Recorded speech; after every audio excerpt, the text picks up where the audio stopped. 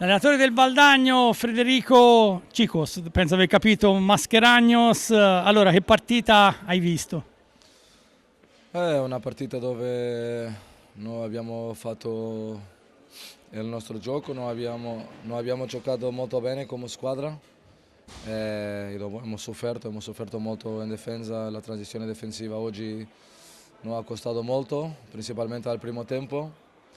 Eh, Anche che alcuni block taglio che il Follonica gioca bene e al fine credo che il risultato è il risultato più giusto per quello che ha sido la partita, anche dare i complimenti alla mia squadra perché ha recuperato due volte di due gol di differenza e quello sì, all'inizio della stagione può essere difficile.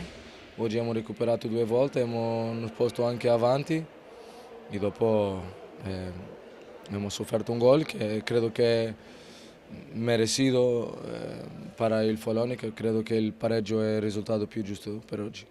Senti, cosa pensi del campionato italiano? Non abbiamo finito nemmeno il girone di andata, però insomma un'idea te la sarai fatta.